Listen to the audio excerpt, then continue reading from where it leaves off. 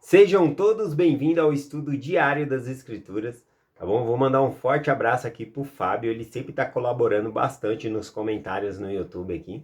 Ontem eu falei sobre os gentios e ele colocou bastante coisa aqui, escritura do livro de Mórmon, escritura mencionando Isaías, tá bom? Explicando sobre os eventos nos últimos dias aqui. Obrigado, Fábio. Por isso que eu sempre digo, quem puder ler os comentários no YouTube que as outras pessoas escrevem, são comentários ótimos que nos ajudam, né? Yara Cristina também colocou, falando sobre a interpretação, o que significa os gentios, né? Nesses últimos dias aqui também, eu achei bem interessante. E a gente vai aprendendo dessa maneira aqui, tá bom? Vou mandar um forte abraço aqui para Núbia Maria também, ela escreveu aqui dizendo: bom dia, irmão Vanderlei, gratidão pela mensagem, até amanhã. A Núbia sempre está com a gente aqui, né? A Núbia Maia, né? Não é Maria não, Núbia Maia, desculpa. Tá bom? Ela sempre tá com a gente fazendo comentário aqui e agradecendo as mensagens. E para finalizar aqui, um forte abraço para Rosana Bastos, tá bom? A Rosana Bastos também escreveu aqui. Nossa, irmão, como eu desejo que chegue logo o milênio, que possamos estar preparados. Um forte abraço para você, Rosana Bastos. Ao ler a sua mensagem aqui sobre estar preparado para o milênio, eu me lembrei de uma escritura e eu vim aqui trazer para vocês para compartilhar, tá bom? Em 2 Pedro, capítulo 3, aqui no 2 Pedro, capítulo 3, o versículo é o 14, tá bom? Um pouquinho antes aqui, Pedro está falando do novo céu, a nova terra, ou seja, o milênio chegando na terra, tá bom? A transformação aqui. E aí ele fala qual é a preparação para o milênio, né? Já que está falando sobre preparação, a mensagem da Rosana Bastos. Então aqui Pedro ele fala o seguinte: pelo que, amados, guardemos essas coisas. Procurai para que sejamos achados imaculados, irrepreensíveis em paz. Irrepreensível é aquela pessoa que não precisa ser repreendido, né? Que já tem a paz consigo. E aqui a parte que fala que procurai sejais imaculados. Imaculados significa sem mancha. Igual no Antigo Testamento, quando ia oferecer um sacrifício ao Senhor ali, um animal, aquele animal não podia ter defeito nenhum, tá bom? Então isso que significa não ter mancha. Então estar preparado para o milênio significa não ter manchas, curar os nossos defeitos. Nós, por nós mesmos, nós não temos essa força, temos que buscar ao Senhor para que Ele nos ajude, então, a nos livrar dos nossos defeitos, tá bom? Então isso é estar preparado, né, para o milênio. Então, obrigado, Rosana Bastos, por ter compartilhado a sua mensagem aqui. Vamos lá, hoje eu vou compartilhar com vocês essa semana 3 livros, né, que nós temos na designação aqui, que é o livro de Naum, Abacuque e Sinfonias. Cada um desses livros aqui tem 3 capítulos cada um, então nós temos 9 capítulos para estudar durante essa semana aí. Vamos ver quantos capítulos a gente consegue abordar. Hoje eu vou compartilhar com vocês aqui Abacuque capítulo 3, tá bom? Abacuque, né, a palavra Abacuque aqui, esse nome, a interpretação desse nome, a tradução desse nome significa abraço. Também é derivado da palavra aperto, né? Então, seja, um abraço apertado, né? Eu gostei dessa interpretação aqui. Também ao mencionar esse nome, essa tradução aqui, eu peguei aqui pelo Jerônimo e também pelo Martinho Lutero, né? O que eles falaram sobre essa tradução desse nome abraço, o significado aqui. Ele diz assim, ó: ele abraça o seu povo e leva nos braços, ou seja, ele consola e levanta alguém como uma criança que está chorando, e para acalmá-la, né, ele carrega nos braços e dizendo como se Deus dissesse: tudo vai melhorar. Então eu gostei dessa interpretação aqui de abraço, né, de Abacuque, que eu gostei bastante. Então vamos para a mensagem aqui. Eu vou começar compartilhando com vocês Abacuque, capítulo 3, versículo 1, que diz assim: oração do profeta Abacuque sobre a forma de canto. Então aqui no versículo 1, na nossa tradução aqui está um pouquinho diferente, né? Na nossa tradução aqui fala sobre a forma de sigionote. Sigionote é um estilo de poema, tá bom?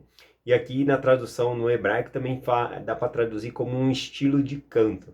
Ou seja, o próprio Abacuque capítulo 3 aqui, ele foi escrito numa forma poética que dá para ser um canto equivalente a um salmo, tá bom? Inclusive vai ter aquela palavra sempre aqui, quando está falando selá. Selá significa um toque, né, para quem está tocando ali o instrumento de corda, fazer alguns movimentos com a corda ali, ou seja, como se fosse uma pausa de cantar e aí entra o instrumento fazendo alguns arranjos ali, tá bom? Então isso significa selar, tem muito desse selar no livro de Salmos e aqui no capítulo 3 também, como é uma canção, também tem esse selar aqui para dar entrada no instrumento ou fazer algum ajuste por meio do instrumento aqui de corda, tá bom? Então é interessante aqui Abacuque capítulo 3, que ele é um poema, tá bom? Esse poema aqui, ele é uma oração de Abacuque. O que está acontecendo aqui em Abacuque capítulo 3?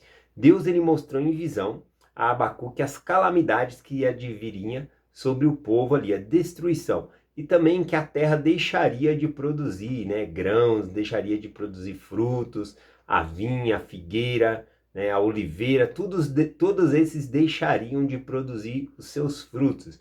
E isso faz com que a nação seja pobre. E aí essas calamidades aqui, vindo da parte do Senhor, significavam um castigo por causa da desobediência deles. E também, aqui no capítulo 3, Deus mostrou a Abacuque a destruição que vai vir por meio de povos que são piores do que ele. Isso inculca muito ali Abacuque, né? Ele fica muito intrigado como que Deus entrega o seu povo na mão de um povo que é pior do que o deles, né? Ele ficou um pouco intrigado com isso, mas ele aceita porque é do Senhor e o Senhor mostra que é justo. Mas aqui no capítulo 3 a gente vê Abacuque ele fazendo essa oração ao Senhor, intercedendo para o seu povo, né? Para que ele não seja entregue ali, mas não tem jeito, né? Mas mesmo ele sabendo dessa condição, que o povo seria entregue, ele está fazendo essa oração e é lindo a parte aqui que eu vou ler para vocês, que é do versículo 16 em diante aqui, tá bom? Versículo 16, então, diz assim, ó. Ouvindo eu o meu ventre como se comoveu, e a sua voz tremeram os meus lábios, e entrou em podridão os meus ossos, e estremeci dentro de mim. O dia da angústia descansarei, quando subir contra o meu povo que nos ataca. Bom, vamos lá interpretar aqui o versículo 16, né? Ouvindo eu o meu ventre se comoveu. O ventre, né, a parte da barriga, aqui as entranhas, no Velho Testamento geralmente fala entranhas ou ventres, tá bom? Porque ali no estômago simboliza como para nós em nossos dias aqui, e também no Velho Testamento a gente tem esse simbolismo do coração, que por meio do coração é o sentimento, né? Quando uma pessoa está apaixonada, por exemplo, o coração acelera, mas também quando a pessoa está num perigo de morte ali, o coração acelera também, entra em adrenalina. Aqui no Velho Testamento eles colocam como entranha, como o estômago, né? Também é um centro de emoção das pessoas aqui hoje em dia. Porque quando a pessoa sente algum perigo, sente alguma coisa, um mal-estar na barriga, sente uma vontade de ir no banheiro, né? Tem pessoas que passam um susto tão grande que acaba defecando na própria calça. Então, o ventre ele é um sentido de sentimento. Então, Abacuque ele está dizendo o que aqui? Que quando ele viu as coisas que Deus mostrou para ele, que os inimigos viriam atacar, que a terra não produziria o seu fruto, nem a videira, nem a figueira, nem a oliveira, nada produziria seu fruto, ele viu isso, se comoveu em seu ventre, ou seja, o seu sentimento se comoveu. É disso que ele está falando aqui, tá bom? E ele fala que as suas vozes tremeram os seus lábios. É como se ele estivesse batendo os dentes de medo, né, das coisas que ele viu aqui. Por isso ele está intercedendo a Deus aqui, pedindo misericórdia, né? Então estremeceu os seus ossos dentro dele, como ele falou aqui. E aqui ele fala, no dia da angústia descansarei. Ou seja, ele vai esperar com paciência esse dia da angústia, né? Ele sabe que vai ter que acontecer, então ele espera com paciência. Ele sabe que é justo esse castigo que vai vir, tá bom? Então ele fala sobre essa forma aqui de ter paciência, porque ele sabe que é inevitável esse castigo que vai vir aqui. O que mais ele falou aqui? Quando subir contra o meu povo que nos ataca, ou seja, Deus tinha mostrado para ele os inimigos vindo atacar ali, então ele estava aguardando esse momento, porque ele sabia que era inusitado, que iria acontecer, tá bom? Então por isso que as entranhas dele se comoveu, o ventre dele, ele ficou com medo, né? E estava intercedendo ali pelo povo. Vamos lá, o versículo 17 e o 18 são os versículos mais lindos que eu achei aqui, né?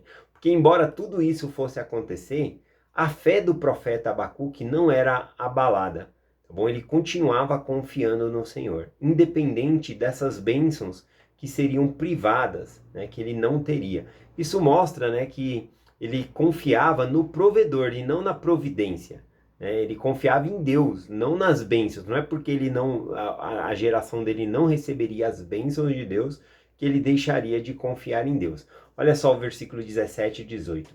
Porque ainda que a figueira não floresça, nem haja fruto na vide, e produto da oliveira decepcione, e o campos não produza mantimento, e as ovelhas da malhada sejam arrebatadas, e nos currais não haja vaca. Todavia me alegrarei no Senhor, regozijo-me no Deus da minha salvação. Inclusive esses dois versículos aqui que eu acabei de ler, ele é uma canção muito linda, um louvor muito lindo que eu vou deixar aqui no final da descrição para vocês, chamado Todavia me alegrarei. Eu vou deixar aqui, deixa eu ver qual é o nome do cantor aqui, que às vezes vocês querem pegar no YouTube, né? Leandro Soares, Todavia me alegrarei, tá bom? É uma canção linda aqui, que ensina muito sobre esses dois versículos aqui, tá bom? Então vamos lá, a interpretação aqui, né? Versículo 17 e 18, ele diz, né?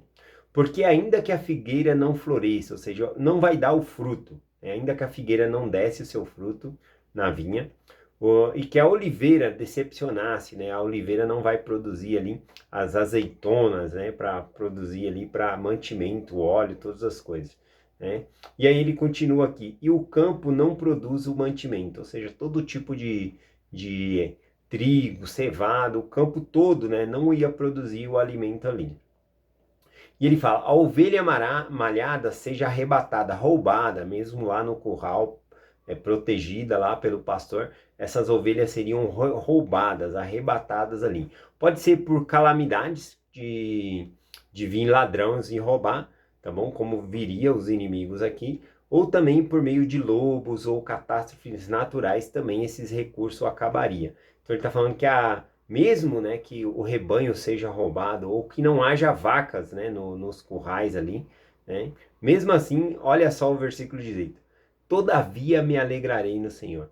Mesmo sem receber essas bênçãos, ou que Deus ele corte essas provisões por causa que está castigando o povo, todavia me alegrarei em Deus. Ou seja, ele confia no Senhor, não é na bênção que o Senhor dá. Então a alegria dele não está na bênção, porque se fosse na bênção, ele não teria como se alegrar. Nós não temos como nos alegrar se nossa confiança for nas bênçãos que nós recebemos. Porque o dia que não vier as bênçãos, então a gente vai ficar triste. Então a gente tem que confiar no Deus, né? Em Deus que nós devemos confiar. Então é isso que Abacuque fala aqui no versículo 18, né? Todavia me alegrarei no Senhor e regozijar-me-ei no Deus da minha salvação. Então eu vou deixar aí a canção no final da descrição do vídeo. Aperte aí, veja essa canção, esse louvor é muito lindo sobre essa parte aqui de Abacuque capítulo 3. Tá bom? Vamos finalizar aqui a mensagem aqui no versículo 19. O versículo 19 diz assim: O Senhor Deus é a minha força, e fará com que os meus pés, com que das cervas, e me farás andar sobre as minhas alturas, para o cantor mor sobre os meus instrumentos de música. Né? Ele está finalizando a música aqui, o poema aqui, a composição para cantar aqui. Mas aqui no versículo 19, quando ele diz aqui, o Senhor Deus é a minha força e fará os meus pés como os das cervas. Cervas aqui é como cervos, né? Aqui também a tradução permite como antílopes, né? Ele está falando que o Senhor vai fazer os pés dele como os dos antílopes. Por que como os dos antílopes? As pernas dos antílopes, e eles vivem muitas vezes em montanhas, lugares acidentados, eles conseguem correr muito bem dos seus predadores nesses terrenos, tá bom? Ou seja, se o predador ele não dá o bote ali de surpresa e pega, ele não consegue alcançar esses animais quando eles estão correndo, né? Porque o terreno é muito inóspito, né? Muito cheio de pedra, e aí o predador ele não consegue por causa do obstáculo do próprio terreno. Mas aqui, como diz esses cervos, né, esses antílopes, né, eles correm muito bem nesses lugares. Então aqui, quando ele diz aqui, né, que farás os meus pés como os das cervas, né, ou seja, dos antílopes, está falando aqui que Deus ele vai fazer o meu pé de maneira que eu vou sobrepujar essas dificuldades. Mesmo que vai ver todas essas dificuldades, Deus ele vai fazer com que por meio da minha fé eu consiga caminhar por cima dessas dificuldades. Isso é muito lindo, né? No hebraico fica muito lindo, mais ainda do que no português, mas a explicação é essa aqui, né? Que Deus possa nos dar pé, que nós consigamos passar por lugares inóspitos, né? Lugares que têm dificuldade de acesso, e de tal maneira, né, que consiga escapar dos predadores, como tá descrito aqui, tá bom? Então eu achei lindo aqui o versículo 19 por causa disso. E aí ele fala, e me farás andar sobre as minhas alturas, né? Ou seja, farás me andar sobre a fé que eu tenho no Senhor. Essa é a interpretação no hebraico, tá bom? Então, que o Senhor nos dê pé, como das cervas, como os antílopes, para sobrepujar as nossas provações, sobrepujar quando a terra tiver em dificuldade, com falta de alimento, ainda assim você pode ter os pés, né, como o dos antílopes, para passar por meio desses desafios de uma maneira mais rápida, né, conforme descrito aqui. Tá bom? Então essa é a mensagem que eu compartilho com vocês hoje, falando sobre essa parte. Não deixem de ver o hino, tá bom? O hino que eu vou deixar aí é o louvor, que tem tudo a ver. Vou finalizar a mensagem aqui com Salmos 30, versículo 5, porque o Salmos 30, versículo 5 também compõe esse hino que junta esses dois versículos aqui, versículo 17 e 18, né, de Abacuque 3, e também Salmos 30, versículo 5, que fala assim: no hebraico diz assim, ao anoitecer pode vir o choro, mas a alegria vem pela manhã. No português, né, a maioria das traduções vem assim, o choro pode durar uma noite, mas a alegria vem pela manhã, tá bom? Então, mesmo que haja sofrimento, nós temos que confiar que Deus ele vai trazer a alegria pela manhã.